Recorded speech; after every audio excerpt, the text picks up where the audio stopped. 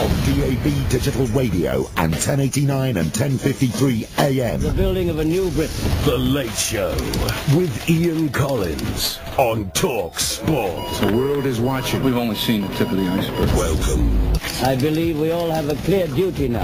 on Talksport. Lift off.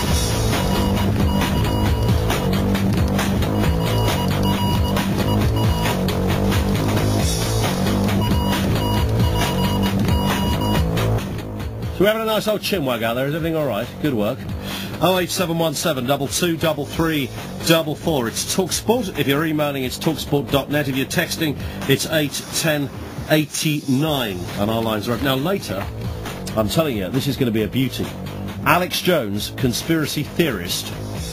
Would you say, Laurie, he's the king? Is he the king?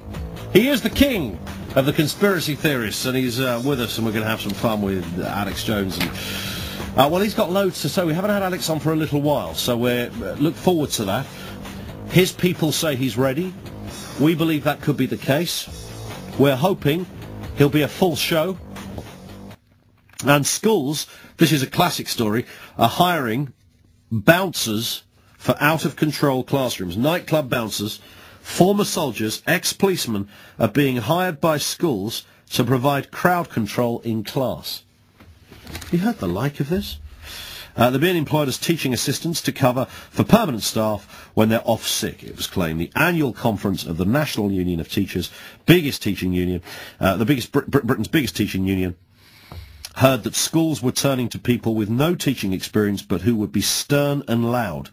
And of course there's growing concern about the breakdown of discipline in school. Last week it was claimed that as many as 1 in 4 teachers had been a victim of a violent pupil in the past year. I swear that statistic was not there when I was at school. Not anywhere near. I don't believe there would have even been a statistic, and that's not exactly hundreds of years ago.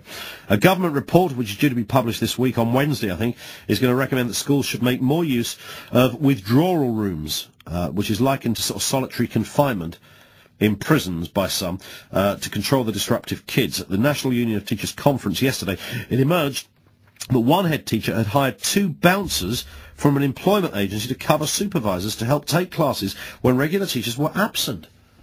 But how does that work? I mean, I love the idea. Johnson, get out the class, otherwise I'll send you to Mr. Eubank. It's a great idea, isn't it? That if your name's not on the door, you're not coming in. You're not properly dressed, sorry. Can you show us some ID? The list goes on. Henry Cooper's teaching geography this afternoon is brilliant. PE with Muhammad Ali. This is extraordinary stuff. Apparently the 2 bouncers were taken on by a comprehensive school down in the capital for around about £20,000 a year each. One of the bouncers left after disciplinary action was taken when he fell out with the other teachers. This would be more laughable if it wasn't so seriously funny. Yes. Assembly this morning will be given by The Rock. It's a marvellous thought, this. It could go into all sorts of directions. Speaking after the conference, Andrew Baisley, who's one teacher, said that other schools were advertising for classroom assistants, are you ready for this, with military and police backgrounds. It's about crowd control and childminding, he said. If you were stern and loud, then that's what's necessary to do the job. That is absolutely extraordinary. Is anybody, any parents listening to this who have experience of that? Birmingham, an employment agency, they're called Aspire People, had advertised. Are you ready for this? Okay, this is to work in schools with kids. They advertised for an ex-Marine, prison officer, bouncer, policeman, fireman, sportsman or actor to control the kids in school. Schools are officially banned, apparently, from leaving normal teaching assistants in charge of lessons, but the NUT claims this is widely ignored. At the Teachers' Union annual conference in Cardiff, activists condemn the move as education on the cheap. Well, how bad is it out there? We have before us the opportunity to forge for ourselves and for future generations a new world order, a world where the rule of law, not the law of the jungle, governs the conduct of nations. When we are successful, we will be. We have a real chance at this new world order, an order in which a credible United Nations can use its peacekeeping role to fulfill the promise and vision of the UN's founders. A new world order.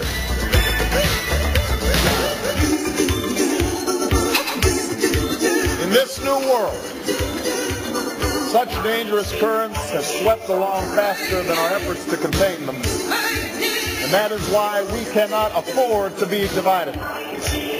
No one nation, no matter how large or powerful, can defeat such challenges alone. In this new century, Americans and Europeans alike will be required to do more, not less. Partnership and cooperation among nations is not a choice. It is the only way, the one way, to protect our common security and advance our common humanity. Well, that is the current U.S. president. Did he say? He didn't quite say New World Order.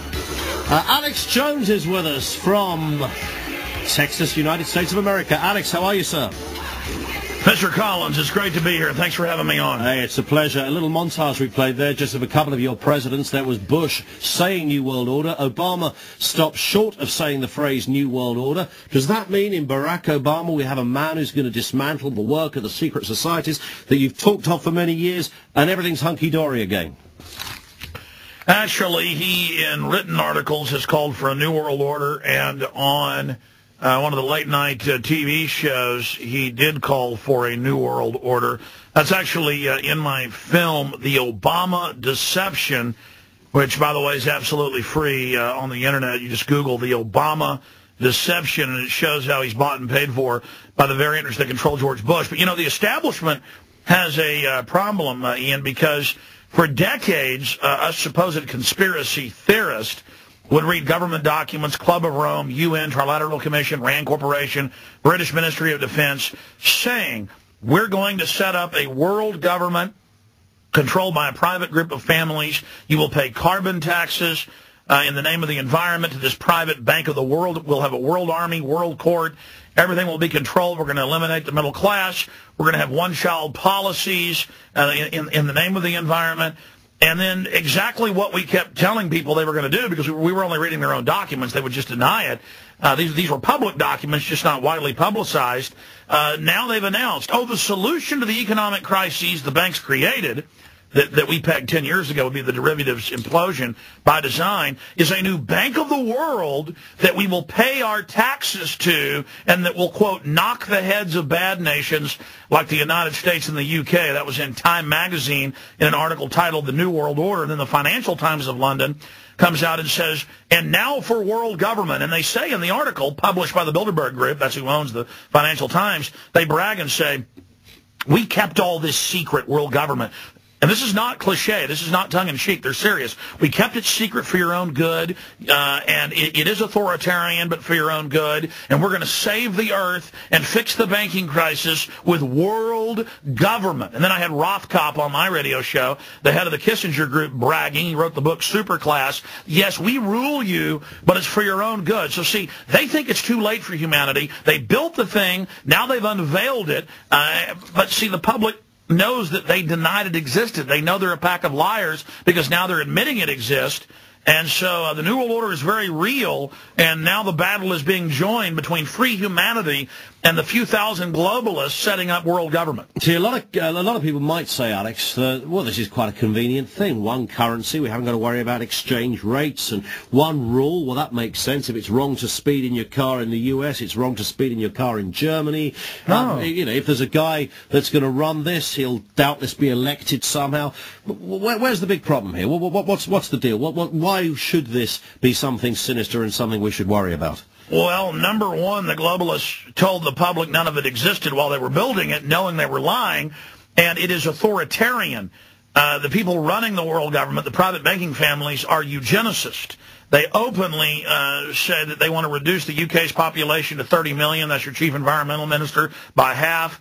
They openly say that humans are a scourge. They openly say we should have taxes on more than one child and that babies are carbon monsters. that's a quote, when the West is actually dying, and we only, for every 2 people born that were born in the last half of the last century, they only have 1.5 children on average, so the West is dying.